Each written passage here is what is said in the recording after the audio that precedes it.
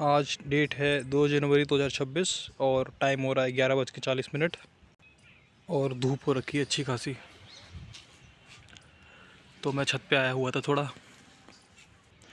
कल का टाइम मैंने एकदम वेस्ट नहीं किया था, कल मैंने पांडास पूरा कर लिया था। और आज का मेरा टारगेट होगा कि मैं ये बुक रीड करूं। बुक मतलब चैप्टर नंबर 3 इसका, खाली उसको रीड करूंगा और वीडियो में भी बताऊंगा उसके बारे में। उसके बाद पांडास के 1-2 टॉपिक बचे हैं उसको करूंगा, फिर पांडास और नंपाई का रिवीजन, फिर एसक्यूएल का रिवीजन, उसके बाद गोल्ड की बैक टेस्टिंग। आज गोल्ड की बैक टेस्टिंग करनी है यार, बहुत दिनों से अच्छे से नहीं किया मैंने कोई भी बैक टेस्ट, तो करना है। बैक टेस्टिंग के बिना काम नहीं चलेगा। 2025 तो बीत गया जैसे तैसे। उसमें तो यार मैंने क्या किया, फ्लो के साथ जा रहा था बस। खुद को धोखे में रखा कि मेंटरशिप ले ली है तो मैं प्रॉफिटेबल हो जाऊंगा। थोड़ा बहुत पढ़ाई कर लिया, उसके बाद टाइम वेस्ट करने लग गया। जो चीज़ें मेरे हाथ कंट्रोल में नहीं थी उस पर तो मैं फोकस करता ही नहीं हूँ। लेकिन जो चीज़ें मेरे कंट्रोल में थी, जैसे कि मैं पढ़ सकता था, मेहनत कर सकता था, खुद के साथ ऑनेस्ट रह के मेहनत कर सकता था, लेकिन मैंने क्या किया, मैंने बस टाइम पास किया, खुद को धोखे में रखा कि मैं काम कर रहा हूँ। हाँ, मैंने मेंटरशिप ले ली, अब मैं प्रॉफिटेबल हो जाऊँगा। नहीं भाई, बैक टेस्टिंग लगती है, डिसिप्लिन लगता है प्रॉफिटेबल होने में। और जॉब के लिए भी मेहनत करनी पड़ती है काफ़ी। ऐसा नहीं है कि तुमने कोई कोर्स पढ़ लिया या कोई चीज़ स्किल सीख ली तो बस जॉब लग जाएगी, नहीं, उसमें भी प्रैक्टिस चाहिए, मेहनत चाहिए। तो अपने आप को काम के धोखे में रखा था मैंने 2025 में। इस बार वो काम का धोखा नहीं देना खुद को। तो डे 1 से ही मैंने कल अच्छा खासा काम किया है और आज डे 2 है। आज का दिन भी बहुत अच्छे से स्पेंड करेंगे काम करके, प्रोडक्टिव बनाएंगे आज का दिन भी। ठीक है, तो मैं चलता हूँ, ये बुक पढ़ता हूँ। और आज फ्राइडे है, कल न्यू ईयर का हॉलीडे था तो गोल्ड बंद था। आज ओपन है, लेकिन आज मैं ट्रेड नहीं करूँगा, अब सीधा मंडे से ट्रेड करूँगा। ठीक है, चलता हूँ, फिर पढ़ाई करते हैं, इसको पढ़ते हैं।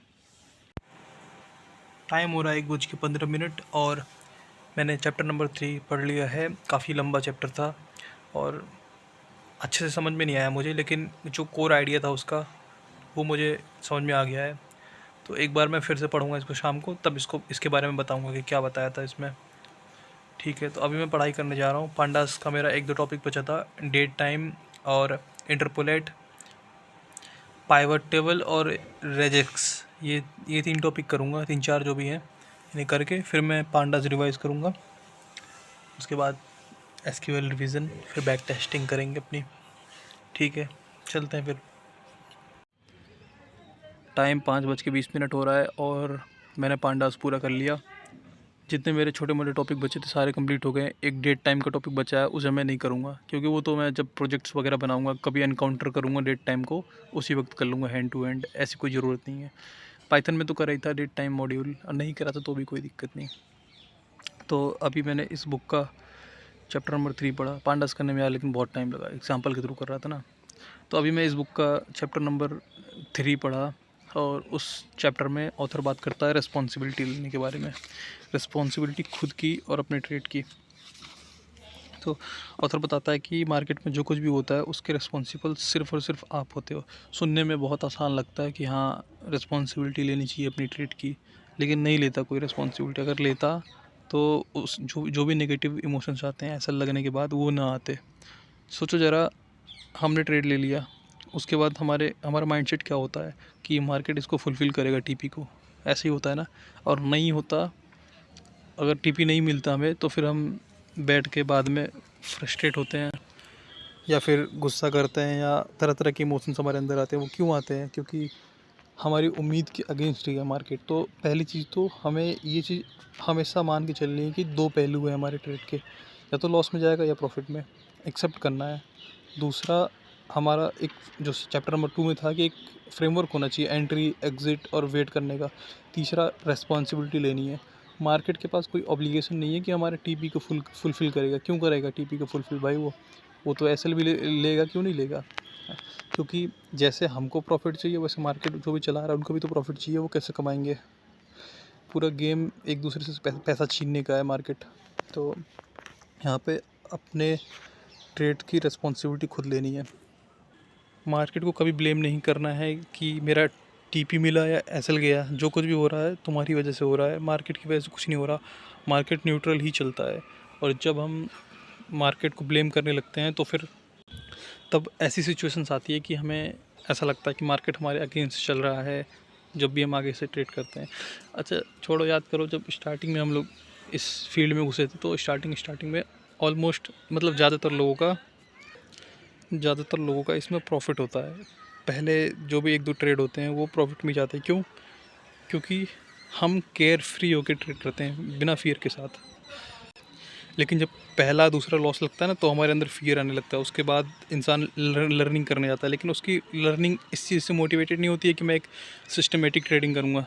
उसकी लर्निंग मोटिवेटेड होती है कि मैं अपनी एक तरह से उसके अंदर रिवेंज की भावना होती है अंदर उसके। और फिर वो जब सीख के आता है दोबारा, अब सोचता है अब तो मैं विनर हूँ, अब तो मैं जीत जाऊँगा, सीख जाऊँगा, ऐसे ही चलेगा मार्केट जैसा मैं सोचूँगा। फिर उसका दोबारा से लॉस होता है क्योंकि उसके अंदर इस माइंडसेट की कमी है। वो अपने ट्रेड्स की रिस्पॉन्सिबिलिटी नहीं लेता, वो रिस्क को एक्सेप्ट नहीं करता, उसके पास कोई मेंटल फ्रेमवर्क नहीं है। तो यही था चैप्टर नंबर 3 में कि हमें पूरी तरह से एक्सेप्ट करना है जो भी कॉन्सिक्वेंसेस होंगे हमारी एक्टिविटीज़ के मार्केट में, चाहे लॉस हो चाहे प्रॉफिट हो, कुछ भी हो, सब हमारी वजह से हो रहा है। ए टू जेड जो भी हो रहा है, मार्केट तो न्यूट्रल है, उसको क्या है, उसको तो अप डाउन करना है, बस जाना है आगे। जो कुछ भी हो रहा है सब कुछ हमारे अंदर है। तो यही था इस चैप्टर में कि अपनी रिस्पॉन्सिबिलिटी लो अपने ट्रेड की। और अब मैं दोबारा पढ़ने जाऊँगा, लैपटॉप चार्ज है मेरा, लाइट तो नहीं है, आने वाली होगी, देखते हैं। चलता हूँ फिर मैं पढ़ाई करता हूँ। टाइम 8:26 PM और मैं पढ़ रहा था ईडीए का एक छोटा सा प्रॉब्लम सॉल्व कर रहा था नमपाई और पांडास में। और साथ में मैंने चार्ट खोला, ये देखा, ये 1 आवर का टाइम फ्रेम था, प्रोटेक्टेड स्विंग, और ये अपना लेवल, और उसके बाद 5 मिनट में जाओ, 5 मिनट में ये देखो clear setup, accumulation, nucleation, turtle soup या लिक्विडिटी स्वीप गया, कोई दिक्कत नहीं। आज करना ही नहीं था मुझे कुछ। टाइम हो रहा है 12:01 और मैं शाम को बुक रीडिंग करने के बाद पांडास रिवाइज करने वाला था। पांडास एक पाइथन का फ्रेमवर्क है जिसमें डेटा क्लीनिंग करते हैं, डेटा एनालिसिस करते हैं, लेकिन मैंने उसको रिवाइज करने की जगह डेटा विजुअलाइजेशन पढ़ने लग गया था। तो मैंने डेटा विजुअलाइजेशन कंप्लीट किया, थोड़ा बहुत बचा है उसको मैं कल कर लूँगा। उसके बाद मुझे एसक्यूएल रिवाइज करना था और बैक टेस्टिंग करनी थी। बैक टेस्ट तो मैं कर रहा हूँ, अभी तक 3 ट्रेड लिए हैं, बहुत अच्छे। जितनी देर में ये ट्रेड बने हैं ना 3, अगर लाइव मार्केट होता ना तो इतनी देर में मैं 10 ही ट्रेड ठोक चुका होता। तो वही देख रहा हूँ, अगर पेशेंस से सेम लेवल लाइव मार्केट में भी देखूँ, ट्रेड करूँ इन पे, तो कितना अच्छा टारगेट मिले। देखो भाई 2 जनवरी 2025 का एक बहुत पुराना ले लिया मैंने।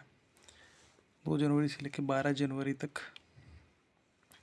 सिर्फ 3 ट्रेड, तीनों बहुत बड़े हैं। लाइव मार्केट में तो 4-5 ही 4 आवर का टाइम फ्रेम है, 4-5 4 आवर के टाइम फ्रेम में ही 2-3 ट्रेड मार दिया होता।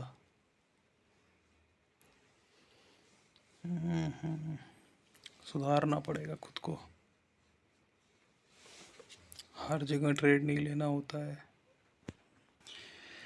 इसमें मैंने वही बेसिक सा अपना कॉन्सेप्ट लगाया है, AMD वाला, हायर टाइम फ्रेम को रिफाइन करके लोअर टाइम फ्रेम पे AMD, और वही टर्टल सूप AMD, और लेवल वही support and resistance, order block, breaker block, यही 3-4 लेवल्स हैं अपने। इसमें देखो, इसमें ये मत सोचना कि मैं स्टॉप आउट हो गया, ये मैंने एंट्री ये रिट्रेसमेंट पे बनाई, कहीं कोई सोचे कि स्टॉप आउट हो गया ये। बाकी की बैक टेस्टिंग मैं कल करूँगा, इसको मैं यहीं पे छोड़ रहा हूँ। मैं बहुत थक गया हूँ यार, आज बैठा हूँ करीब मैं सुबह से ही। तो मैं सोने जा रहा हूँ, थोड़ा सा एसक्यूएल रिवाइज़ करूँगा, एसक्यूएल का रिवीजन कर लूँ थोड़ा।